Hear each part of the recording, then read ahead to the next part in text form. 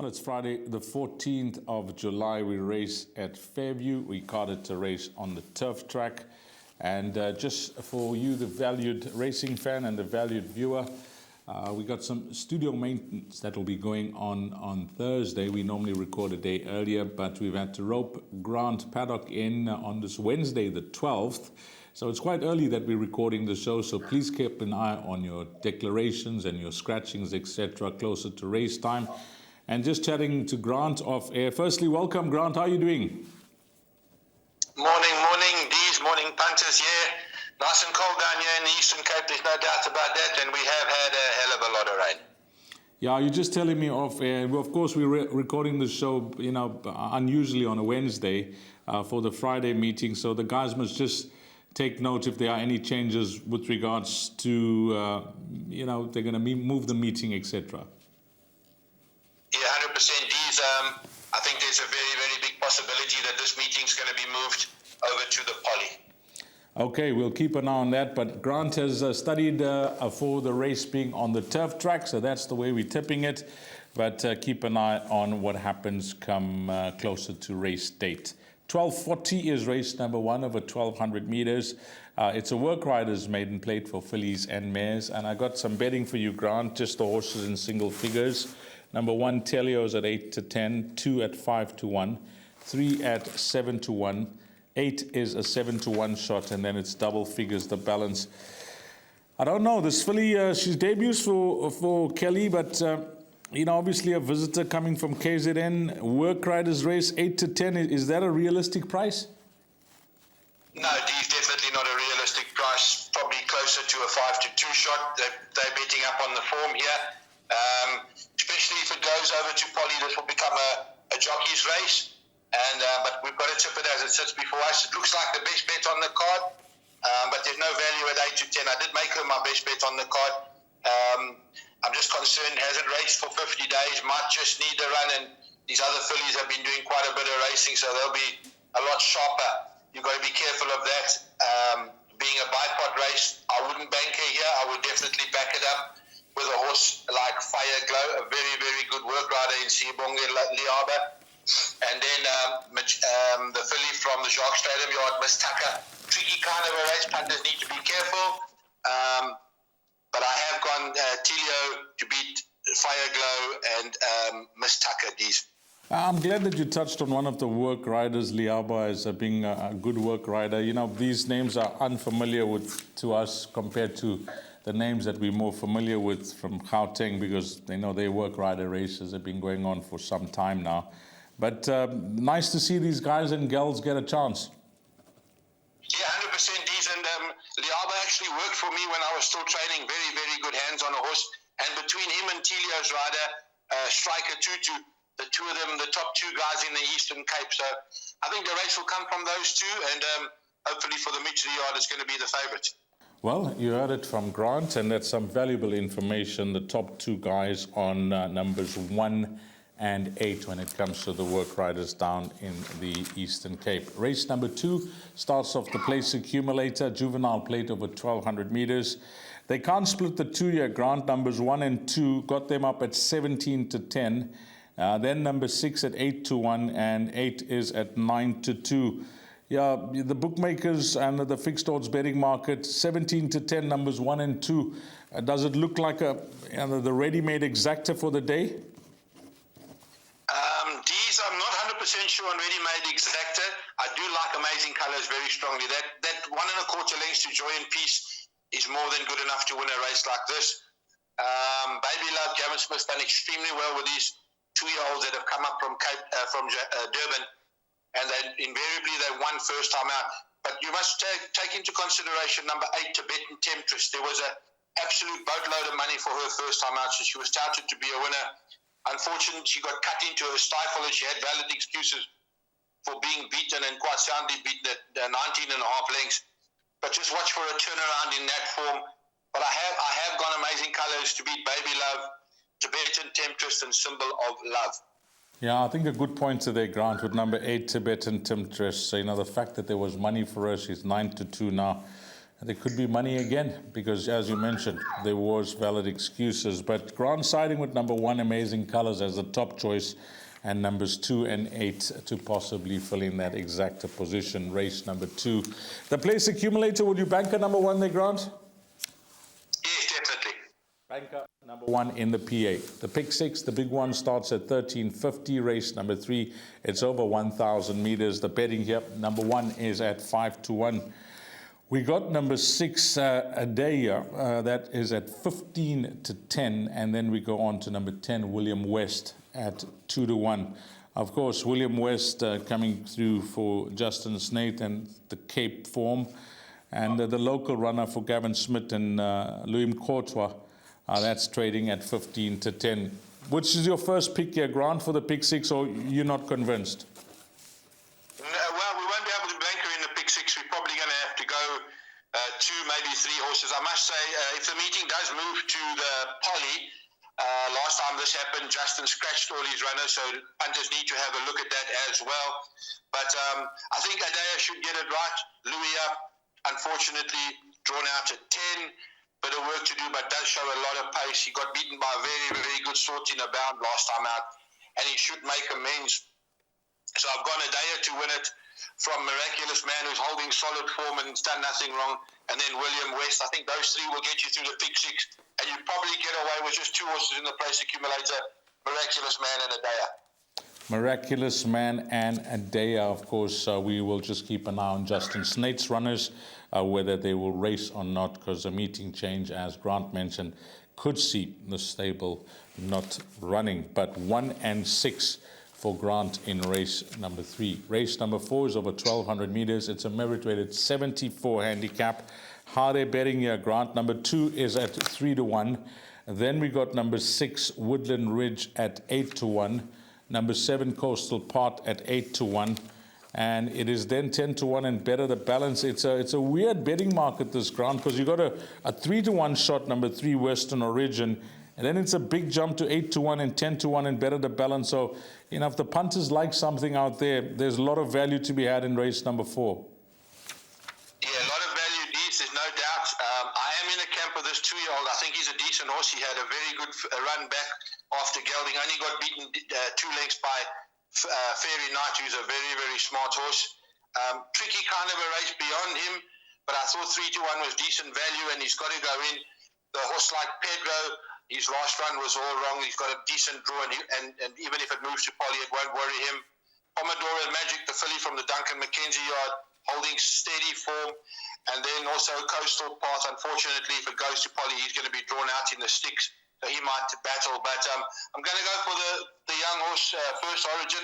I like that first run back after gelding, and he has got no qualms moving over to the Poly.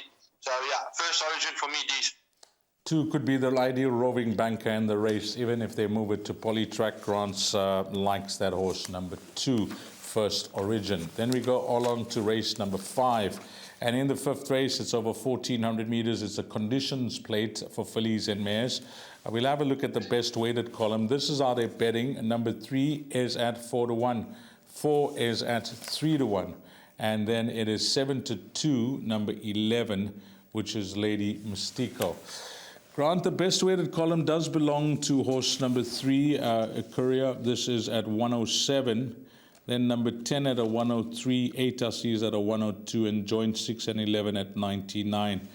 Are the right horses on top here? 3-1, number 4, 3 at 4-1, and 11 at 7-2?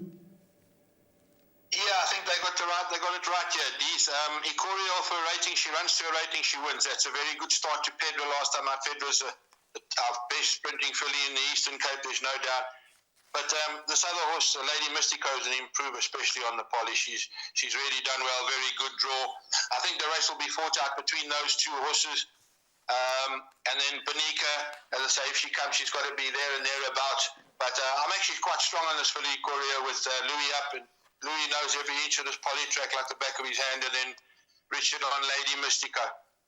Yep, that could be it. 3-11, and then keep an eye on Justin Snate's runners numbers 4. But Grant in agreement with the betting here and hoping for a form result in race number 5. We go on to race number 6. This is over 1,600 meters. It is a merit-rated 86 handicap.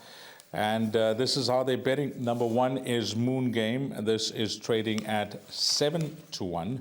And then we got number 4, Steinbach, at 18-10.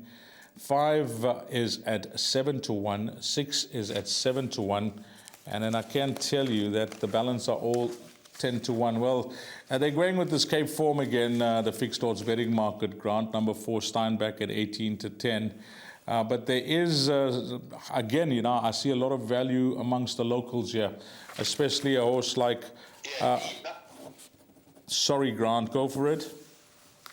Especially a horse like Moon Game, definitely the wrong price at 8-1. I thought it was very good value, holding solid form, Louis up. Obviously, Steinbeck's got the Cape form to be very competitive, but if it moves over, we've got to see how he's, you know, if he's going to, first of all, come and then how he's going to handle the 10 draw. And then the 2 clear horses, the 5 and the 6, they've proven on the surface, and they both pretty much, I actually prefer Secret Is Ours to a Linger Longer. But I think the winner will come from one of those 4 Ds. But the value in the race, definitely number 1, Moon Game. Well, that is a good talk from Grant. 7-1 currently on this Wednesday at the time of recording. 7-1 about number 1, Moon Game. And I think after this show, that will certainly not last. Race number 7 is a Pinnacle Stakes over 1,800 meters. And this is how they're betting. Alan Greef on number 1, Grazing in the Grass at 7-2. Justin Snate, the number 3, Navy Strength at 22-10. Gavin Smith on number 7, Mary Anau at 4-1. Now, the reason I called out the trainers' names there, Grant, as you know, for all of us around the country, it's quite an exciting race to the line between Gavin and Alan. I'll just give you the score at the moment. Gavin Smith's on 118, and Alan Greef is on 117. They're well clear of the balance. And with just a few meetings left, very exciting times to watch this race, and who's going to win it? Yeah, Dees, I tell you what, they've been at it the whole game. Well, Gavin's been clear pretty much the whole season, but Alan's really made a solid late run, there's no doubt. But coming back to this race, you know, this horse Grazing in the Grass doesn't know how to run a bad race. I'm just concerned that he hasn't run for 88 days, and the way these tracks have been down here, they've really been battling him to get solid work into them. But I suppose that's the same for Navy Strength. 80 days since his last run, and the Cape hasn't been much better either. So a tricky kind of a race, but, you know, this horse Grazing in the Grass, a real soldier. I'm going to take him to win it from Navy Strength. A horse like Mount Anderson will love being up in trip, there's no doubt. And the young horse Cherry Anu has done absolutely nothing wrong. I think the winner will come from one of those 4. And the place accumulators, you could probably bank a Grazing in the Grass or cover up with Navy Strength if you have to. 1, 2, 3, and 7, the numbers for Grant in the exotics here. Race number 7, and I must agree with his comment with number 7. That is Cherry Anu, this 3-year-old colt. You know, he just doesn't know how to run a bad race. So we'll see how he goes from that barrier position 11. On to the lucky last, and this is race number 8 over 1,900 meters, and we'll see what the score is after the running of race number 8 between Gavin and Alan in that run to the line. In this race, number 1, Phoenix, is at 5-1. 3, Double Check, is at 9-2. Then we go on to number 4, Hey Siri, at 7-1. 5, Dame of Flames, at 8-1. 6, Get It Done, at 8-1. And then that is much it, is it? No, we got one more runner in single figures, number 15, Maiden's Cove, at 6-1. This is a quartet race. I think if you get this quartet, you could get some serious return on your investment. I don't know if number 6, Get It Done, is part of your player, but that seems to be my roving banker here, Grant. Yeah, definitely. Deed's got to go in. Once again, Louis from a 1 draw has to go in. Probably, definitely one of your roving bankers. This was Double Check. She beat to P once before. She ran in the Wedgwood handicap, which is one of our decent staying fillies, and she absolutely trotted up. So she's got to be a runner if she gets here. Phoenix, I see, is probably favourite off one decent run in a small field. I don't know about that form line. Hey Shuri, Dame of Flames. Tricky race to end the day off with. You're going to need a few horses to get through here.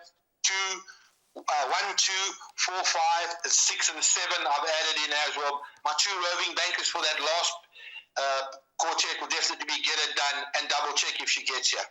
I like it. Grant has agreed there in the 8th race between 6 and 2.